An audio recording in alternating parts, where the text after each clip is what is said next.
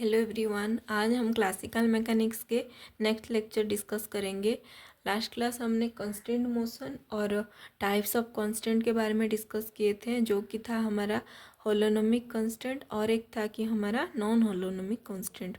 आज हम generalised coordinate के बारे में डिस्कस करेंगे। देखिए, जनरलाइज्ड कोऑर्डिनेट क्या होता है। देखिए, we know that X represents displacement और पोजीशन ऑफ ऑब्जेक्ट। देखिए, आप ना पहले भी जो 11th क्लास में था तब आप क्या पढ़े थे कि एक्स किसको रिप्रेजेंट करता है, एक्स या फिर एस जो टर्म होता है वो ना फिजिक्स में हमेशा डिस्प्लेसमेंट और पोजीशन के बारे में बताता है। तो देखिए, वो क्या है, वो फिक्स्ड है। और v किसको रिप्रेजेंट करता है, v ऑलवेज रिप्रेजेंट करता है वेलोसिटी के बारे में, f रिप्रेजेंट करता है फोर्स के बारे में। तो यहाँ पे देखिए, यहाँ पे क्लासिकल मैकेनिक्स पे कुछ अलग टर्म आता है जो कि जनरलाइज्ड कोऑर्डिनेट होता है। देखिए, जनरलाइज्ड कोऑर्डिनेट क्या होता है। देखिए यहाँ पे देखिए, x को हम ऐसे लिख सकते हैं कि नहीं, derivative of x with respect to t को हम आप लिख सकते हैं x डॉट। देखिए, x के ऊपर जब डॉट लगेगा तो आपको पता चल जाएगा कि इसका एक ही बार डिफ्रेंशिएट हुआ है और differentiation with respect to time ही हुआ है। देखिए, टाइम डेरिवेटिव अगर एक ही बार हुआ है तो x के ऊपर एक ही डॉट लगेगा और वो किसको रिप्रेजेंट करेगा, वेलोसिटी को रिप्रेजेंट करेगा। अगर यहाँ पे देखिए, x के ऊपर दो डॉट डबल डॉट दिया गया है, इसको आप पढ़ेंगे x डॉट, इसको पढ़ेंगे x डबल डॉट। देखिए, डबल मतलब क्या आप समझेंगे कि दो बार डेरिवेटिव हुआ है। टाइम के रेस्पेक्ट में x का डेरिवेटिव 2 टाइम्स हुआ है तो आप समझेंगे कि D square X by D T square. और देखिए, आप अगर पोजीशन को एक बार डेरिवेटिव करेंगे, टाइम डेरिवेटिव, तो वो किसको रिप्रेजेंट करेगा, वेलोसिटी को। अगर उसको और एक बार डिफ्रेंशिएट करेंगे विथ रेस्पेक्ट टू टाइम तो वो किसको रिप्रेजेंट करेगा, एक्सीलरेशन को रिप्रेजेंट करेगा। तो देखिए, यहाँ पे तो आप नॉर्मली ये सब जानते हैं, ये जो x dot x double dot ये सब भी जानते होंगे, पर आज आप एक नए कॉन्सेप्ट के बारे में पढ़ेंगे कि जो जनरलाइज्ड कोऑर्डिनेट क्यों उसका नेमिंग ऐसा हुआ है। देखिए, in classical mechanics we consider Q as position. अगर आप क्यू को पोजीशन मानेंगे, देखिए आपको ज़रूरी नहीं है कि क्यू पोजीशन ही है। क्यू को अगर आप मोमेंटम मान के चलेंगे तो derivative of Q with respect to time क्या हो जाएगा, फोर्स आ जाएगा। आपको पता है rate of change of momentum और मोमेंटम का derivative with respect to time क्या होता है, फोर्स हो जाता है। तो देखिए, अगर क्यू को आप पोजीशन लेंगे तो D Q by D T किसको रिप्रेजेंट करेगा, वेलोसिटी को। अगर आप क्यू को मोमेंटम ले जाएंगे तो वो क्या रिप्रेजेंट कर सकता है, फोर्स को। मतलब क्यू एक जनरलाइज्ड कोऑर्डिनेट है। आप जब मन हो उसको जिस भी टर्म में टर्म लेके उसको देखिए, class in general classical mechanics पे आप क्यू को पोजीशन ही डिनोट करता है। देखिए, आप जो भी बुक फॉलो कर रहे हैं या फिर जेसी उपाध्याय या फिर जो भी बुक जो आपको पसंद हो, उस बुक मैक्सिमम बुक पे क्या लिखा गया है कि क्यू एक जनरलाइज्ड कोऑर्डिनेट है जो कि पोजीशन के बारे में बताता है। तो देखिए, यहाँ पे हम लिखेंगे कि derivative of Q with respect to time को हम लिख सकते हैं क्यू डॉट, और ये क्या होगा, वेलोसिटी। और डेरिवेटिव 2 टाइम्स हो गया, D square Q by D T square को आप लिखेंगे क्यू डबल डॉट, इसको हम एक्सीलरेशन बोलेंगे। देखिए, अगर आप क्यू को लीनियर मोमेंटम लेके चलेंगे, मान के चलेंगे, तो वो क्या रिप्रेजेंट करेगा, D Q by D T किस आप लिखेंगे क्यू डॉट, और ये क्या हो जाएगा, अगर क्यू एक लीनियर मोमेंटम के टर्म पे आप उसको लेके चलेंगे, मान के चलेंगे, तो वो हो जाएगा फोर्स हो जाएगा, क्यू डॉट फोर्स हो जाएगा। देखिए, यहाँ पे वेलोसिटी था, यहाँ पे फोर्स हो गया। मतलब क्यू क्या है, एक जनरलाइज्ड कोऑर्डिनेट है जो कि फिक्स नहीं होता है। तो देखिए, if we consider Q as angular momentum, अगर आप क्यू को एंगुलर मोमेंटम आप मान के चलेंगे तो वो क्या हो जाएगा, D Q by D T Q dot हो जाएगा। और वो आपको पता है rate of change of angular momentum को क्या बोलते हैं, टॉर्क बोलते हैं, जो कि मोमेंट ऑफ फोर्स होता है। तो देखिए, क्यू का जो वैल्यू होता है वो हमेशा फिक्स नहीं होता है। देखिए, तो या आप लिख सकते हैं, hence it is not fixed that Q always represent position. It can be any physical quantity. So this coordinate is known as generalized coordinate.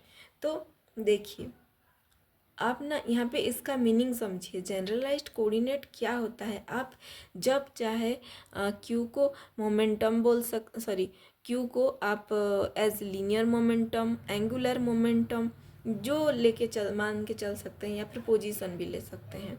अगर आपको गिवन है क्वेश्चन में क्यू पोजीशन को रिप्रेजेंट करता है तो आप उसी हिसाब से आप न्यूमेरिकल सॉल्व करेंगे। अगर कुछ भी गिवन नहीं है तो आप इन जनरल क्यू को पोजीशन के तौर पे आप इसको यूज़ कर सकते हैं। तो देखिए पर एक्स वाई जेड को क्या हम हमेशा से पोजीशन मान के चले हैं, तो ये जनरलाइज्ड कोऑर्डिनेट नहीं है। तो देखिए डिग्री ऑफ फ्रीडम क्या है, देखिए the minimum number of independent variable required to specify the path of motion of any object is known as degree of freedom. तो देखिए यहाँ पे डिग्री ऑफ फ्रीडम का फॉर्मूला क्या है, F इक्वल टू 3n-k। देखिए डिग्री ऑफ फ्रीडम मतलब क्या होता है कि जो अगर एक ऑब्जेक्ट ना 3 डायमेंशनल या फिर 2 डायमेंशनल या फिर 1 डायमेंशनल मोशन कर रहा है तो उसका कुछ पाथ होगा, मतलब जो मोशन मूव कर रहा है तो एक पॉइंट से दूसरे पॉइंट पे जब डिस्प्लेसमेंट हो रहा है उसका वेलोसिटी होगा, मोमेंटम होगा, कितना फोर्स अप्लाइड होगा। तो ये सब जो फिजिकल क्वांटिटीज़ है उसको मेज़र करने के लिए जो minimum number of independent variable, जो कि इंडिपेंडेंट होता है, एक दूसरे वेरिएबल पे डिपेंडेंट नहीं होता है, उस टाइप का वेरिएबल को बोलते हैं हम डिग्री ऑफ फ्रीडम। और उसका जो फॉर्मूला होता है F इक्वल टू 3n-k। यहाँ पे F किसको रिप्रेजेंट करेगा, F equal two degree of freedom. N मतलब क्या होगा, N is total number of object, कितना ऑब्जेक्ट दिया गया है जो कि मोशन कर रहा है उसको हम बोलेंगे N। और K मतलब क्या है, नंबर ऑफ कंस्टेंट इक्वेशन, मतलब जो पार्टिकल या फिर जो ऑब्जेक्ट मूव कर रहा है उस पर कितना रेस्ट्रिक्शन लगाया हुआ है और या फिर यहाँ पे कितना लिमिटेशन अप्लाइड है उसको हम बोलेंगे नंबर ऑफ कंस्ट्रेंट इक्वेशन। मतलब कितना कंस्ट्रेंट या फिर रेस्ट्रिक्शन है उसको हम बोलते हैं के।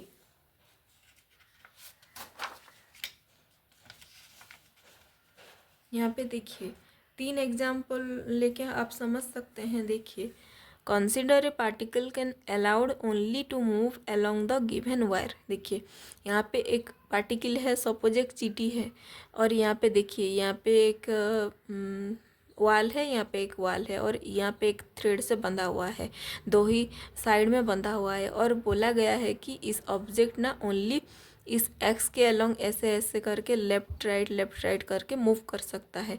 मतलब इसका जो मोशन है कितना डायमेंशनल है, 1 डायमेंशनल है, ऐसे ऐसे मूव कर रहा है। तो आप यहाँ पे अगर कोऑर्डिनेट सिस्टम जो कार्टेशियन कोऑर्डिनेट सिस्टम ड्रॉ करेंगे तो ये क्या हो जाएगा, ये रिप्रेजेंट करेगा एक्स एक्सिस को, ये हो जाएगा वाई एक्सिस और ये हो जाएगा जेड एक्सिस, और यहाँ पे हो जाएगा ओरिजिन। तो देखिए यहाँ पे जो ऑब्जेक्ट है वो ऐसे ऐसे करके मूव कर रहा है। तो देखिए अगर आप यहाँ पे कोऑर्डिनेट ड्रॉ करेंगे तो आपको क्या पता चलेगा, इस जो ऑब्जेक्ट है ओनली 1 डायमेंशनल मतलब एक्स एक्सिस के अलोंग ही मूव कर रहा है। तो उसका आप क्या हो जाएगा, यहाँ पे रेस्ट्रिक्शन किधर लगा है।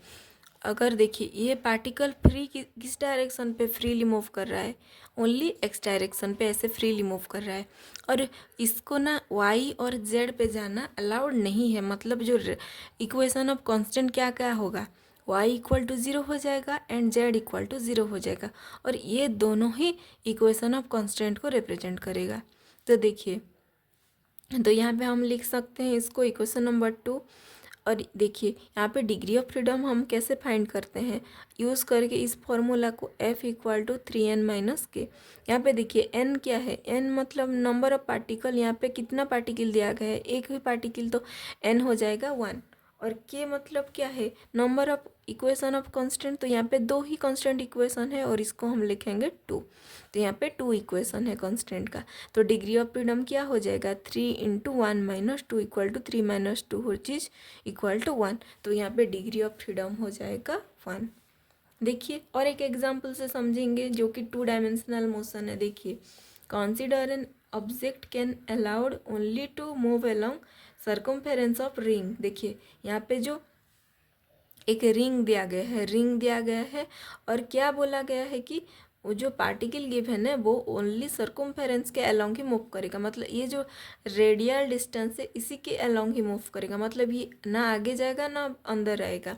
तो देखिए यहाँ पे कांस्टेंट मोशन क्या हो जाएगा यहाँ पे कि ये ना जेड एक्सिस के अलोंग नहीं मूव कर सकता, रेस्ट्रिक्शन है। देखिए ये एक्स वाई प्लेन पे ऐसे मूव कर रहा है, जेड के अलोंग वो नहीं आ सकता, मतलब ऊपर नहीं आ सकता, या फिर आर डिस्टेंस के से ज़्यादा या फिर कम नहीं हो सकता। तो दो ही इक्वेशन आ जाएंगे कांस्टेंट के। तो क्या होगा, जेड इक्वल टू ज़ीरो होगा और X square plus Y square minus R square equal to zero. देखिए यहाँ पे देखिए ये अगर आर है तो आप अगर ट्रिग्नोमेट्री यूज़ करेंगे या फिर पाइथागोरस थ्योरम के हिसाब से क्या होगा, X square plus Y square which is equal to R square. अगर आप आर स्क्वायर को इस तरफ ले जाएंगे तो ये हो जाएगा इक्वल टू ज़ीरो।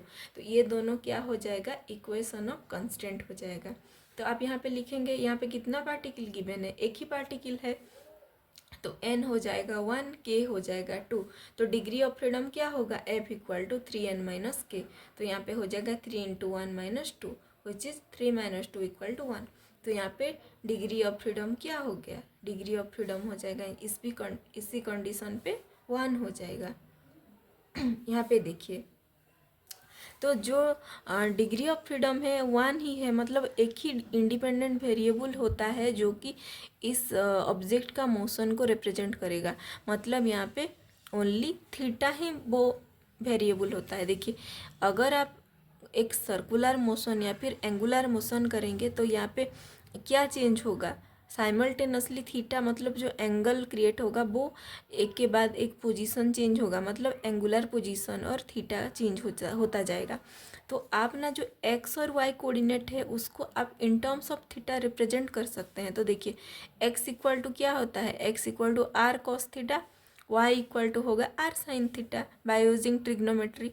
तो यहाँ पे देखिए आप ना इस जो डिग्री ऑफ फ्रीडम को यूज़ करके आप kinetic energy of this system भी कैलकुलेट कर सकते हैं। तो देखिए यहाँ पे एक्स और वाई क्या हो गया, R cos theta R sine theta. तो आप ना इस ऑब्जेक्ट जो है इसका ना आप काइनेटिक एनर्जी भी फाइंड कर सकते हैं। देखिए तो आपको पता है काइनेटिक एनर्जी क्या होता है, kinetic energy equal to half M V square होता है, वेलोसिटी का स्क्वायर होता है। तो देखिए हम यहाँ पे क्या पढ़े हैं, वेलोसिटी का मतलब क्या है। यहाँ पे देखिए वेलोसिटी दो कोऑर्डिनेट के टर्म में आप फाइंड करेंगे। यहाँ पे एक्स और वाई बोथ गिवन है, तो आप ना एक्स डॉट स्क्वायर लिख सकते हैं plus Y dot square. X dot मतलब क्या होता है, वेलोसिटी को रिप्रेजेंट करता है, वेलोसिटी अलोंग एक्स एक्सिस, और ये हो जाएगा वाई डॉट मतलब वेलोसिटी अलोंग वाई एक्सिस। तो आप लिखेंगे काइनेटिक एनर्जी को। देखिए आप ना जो 11th में पढ़ रहे थे वो एक अलग कंसेप्ट था। यहाँ पे आप ना क्लासिकल मैकेनिक्स पे जो पार्टिकल का motion in terms of degree of freedom आप फाइंड करेंगे। देखिए यहाँ पे आप half M X dot square plus half plus Y dot square, तो आप इसको ऐसा लिख सकते हैं। तो देखिए यहाँ पे x के जगह पे आप r cos थीटा पुट करेंगे और उसका डॉट निकालेंगे। डॉट मतलब derivative in terms of time. तो आप यहाँ पे लिखेंगे x equal to are cos theta, x dot क्या हो जाएगा d x by D t, derivative of x with respect to time. तो d by D T of x का वैल्यू क्या है, ये पुट कर देंगे आर कॉस थीटा। तो देखिए आर तो कांस्टेंट है, ये देखिए आर मतलब क्या है, रेडियस, रेडियस तो फिक्स ही है, तो ये एक कांस्टेंट टर्म है, तो ये यहाँ आ जाएगा कांस्टेंट के तौर पे बाहर आ जाएगा। और D cos theta divided by D T.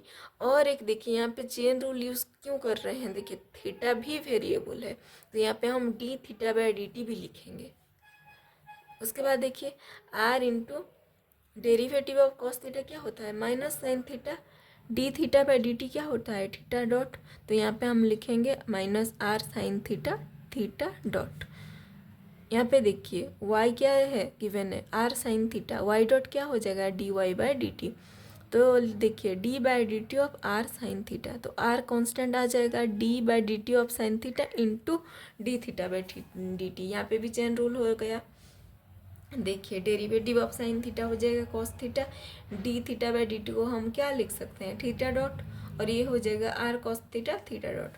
तो अब हम क्या करेंगे, इस काइनेटिक एनर्जी के टर्म में ये जो एक्स डॉट का वैल्यू जो गिवन है और वाई डॉट का वैल्यू जो हम फाइंड किए हैं, ये दोनों वैल्यू को इसके प्लेस में पुट कर देंगे। तो क्या हो जाएगा, काइनेटिक एनर्जी हो जाएगा half M minus R sine theta theta dot का होल का square plus R cos theta theta dot whole का स्क्वायर। देखिए हाफ एम क्या हो जाएगा, आर स्क्वायर, देखिए ये माइनस का स्क्वायर मतलब क्या होता है, प्लस हो जाता है, तो R square sine square theta into theta dot का भी स्क्वायर हो जाएगा plus R square cos square theta theta dot square. यहाँ पे देखिए, यहाँ पे ये दोनों टर्म में क्या कॉमन है, यहाँ पे लिखे half M R square theta dot square, both ही टर्म पे कॉमन है, तो आप कॉमन लेके लिख सकते हैं sine square theta plus cos square theta. तो आपको पता है ट्रिग्नोमेट्रिक रूल के बारे में कि sign square theta plus cos square theta क्या होता है, 1 होता है, तो आप यहाँ पे 1 लिख देंगे, half M R square theta dot square into 1, तो यहाँ पे होगा T equal to half M R square theta dot square. और देखिए काइनेटिक एनर्जी कितने वेरिएबल के टर्म के निकल के आए हैं, ओनली थीटा डॉट स्क्वायर, मतलब थीटा जो वेरिएबल है इंडिपेंडेंट वेरिएबल के टर्म पे निकल के आए हैं। मतलब ये आप डिग्री ऑफ फ्रीडम जो अब यूज़ करते हैं इसी टर्म पे, जितना डिग्री ऑफ फ्रीडम होता है उसी टर्म पे काइनेटिक एनर्जी निकल के आता है। तो देखिए here radius R is constant but theta is variable. तो थीटा वेरिएबल कैसे होता है, थीटा का वैल्यू 0 से स्टार्ट होता है 2 पाई तक जाता है, मतलब 2 पाई मतलब क्या, 360 डिग्री। देखिए potential energy of the particle can be consider by using this. देखिए आप पोटेंशियल एनर्जी भी इसका कैलकुलेट कर सकते हैं। तो हम नेक्स्ट न्यूमेरिकल पे ये डिस्कस कर लेंगे।